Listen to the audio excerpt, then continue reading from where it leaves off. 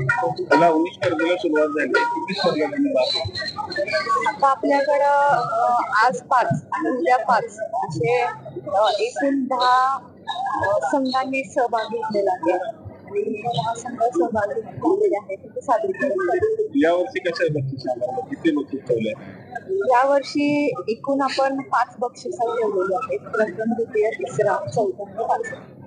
हे कितवं वर्ष आहे लावणीचं? आणि एक विशेष प्रश्न असा आहे की लावणीची पंढरी असं आपल्याला म्हटलं जातं. अनेक लावणी कलावंत महाराष्ट्राला तुमच्या या लावणी स्पर्धेने दिलेले आहे. आज आपले एक विशेष प्रतीक आहे, कारण एवढ्या वर्षाच्या नंतर सुद्धा तुमच्या पुढाकाराने स्पर्धा सुरू राहिलेली आहे. तर विशेष प्रतिक्रिया 1993 साली आपण प्रथम लावणी सुरुवात सन्मान्य बाळदादा जयसिंह शंकररावजी मोहिते पाटील त्यांच्या मार्गदर्शनाखाली त्यांनी ते सुरुवात केली. म्हणजे मार्गदर्शन विजयदादांचं, पण त्यांनी हे लावणी सुरुवात केलेली. आणि त्यानंतर सहकार महर्षी कैलासवासी सहकार महर्षी यांच्या जन्मशताब्दीच्या वेळेस एक साधारण 28 ते 29 वर्ष लावणीला झाल्यानंतर आपण एक थोडस छोटीशी सुट्टी घेतलेली असं म्हणायला हरकत नाही. पण मागच्या वर्षी सन्मान्य बाळदादांची 75वी होती आणि कलाकारांची देखील मागणी होती की आपण पुन्हा हे लावणी स्पर्धा म्हणजे महोत्सव नव्हे, लावणी स्पर्धा. एक स्पर्धा म्हटलं की त्याच्याकडं एक बघण्याचा दृष्टिकोन वेगळा राहतो. तर आपण पुन्हा मागच्या वर्षीपासून ही सुरुवात केलेली आहे. तर तसं जर म्हटलं तर हे 30-31 वर्ष आहे. लावणी स्पर्धेचं वैशिष्ट्य काय आपल्याला? राज्यातून बऱ्याच ठिकाणून पब्लिक येतात आपल्याला, काय वेगळं पण काय? पारंपरिक लावणी आपण जे पाहतो किंवा ऐकून आहे ती अस्सल पारंपरिक लावणी आपल्याला इथे पाहायला मिळते.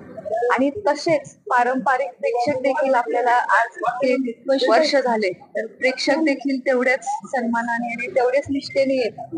लावणी म्हणलं की नाल कोळी महिला देखील येतात आपल्या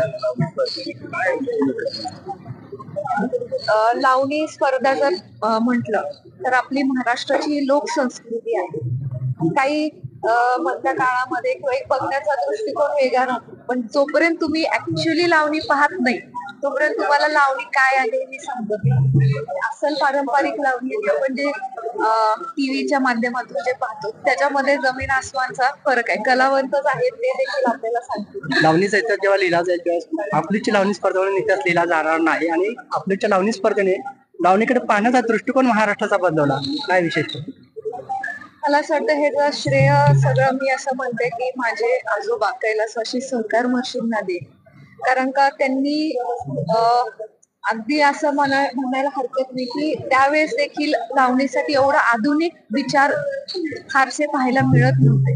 तरी सुद्धा त्यांनी एक धाडसाचं पाऊल आपल्या लोकसंस्कृती जतन करण्यासाठी घेतलं. आणि त्यानंतर सन्मान्य बाळदादा सन्मान्य जयसिंह मोहिते पाटील यांनी देखील, आज जर आपण पाहिलं इतके वर्ष माझ्या आजींच्या हस्ते ह्याचं उद्घाटन व्हायचं, पण मागच्या वर्षीपासून अगदी माझ्या आईच्या हस्ते उद्घाटन होतंय.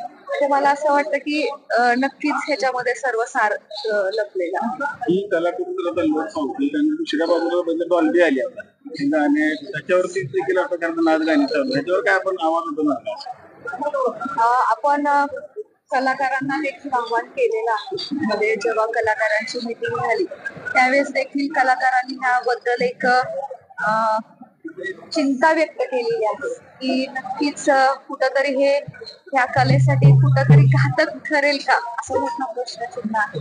त्यामुळे या निमित्ताने नक्कीच मी देखील ह्या व्यासपीठाच्या माध्यमातून आवाहन करते की आपली जास्तीत जास्त पारंपरिक लावणी कशी जतन राहील यासाठी आपण सर्वांनीच मिळून, कारण कसं आहे एका व्यक्तीने किंवा एका कलाकाराने त्या गोष्टीहून उपयोग नाही खरंच आहे. ह्याच्यामध्ये सर्वांचा तेवढाच मोलाचा सहभाग आणि साथ असणं गरजेचं आम्ही ग्रुप तयार करून दिलाय जो त्याचं नाव आहे अनिता परभणीकर.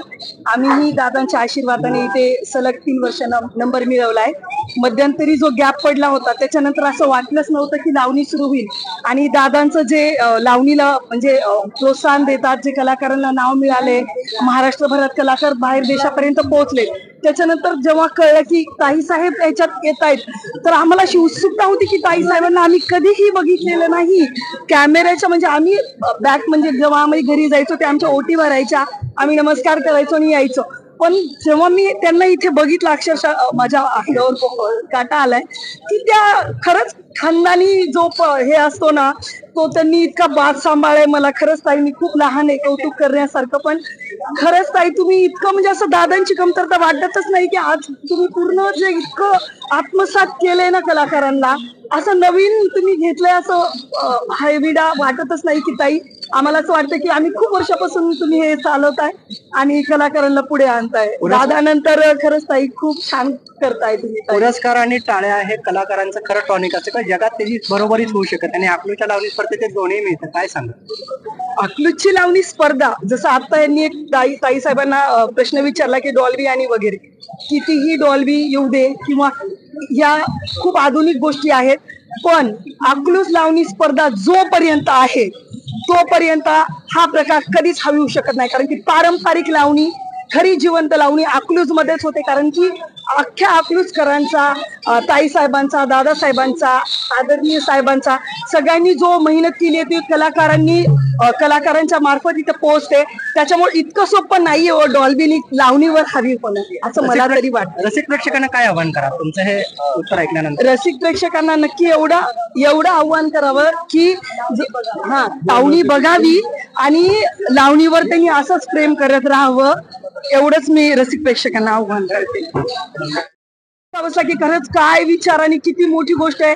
कारण की खरंच जुन्या आम्ही जसं आधीचे कलाकार आहोत, आमचं जे प्रेझेंटेशन, आमची जी कला आहे, आम्हाला जे हे असतो प्रॅक्टिस असते, त्याच्यामध्ये नवीन कलाकार थोडे दडपणामध्ये, जसं कधी आम्ही नवीन होतो, आमच्या आधी जुने कलाकार आम्हालाही दडपण यायचं.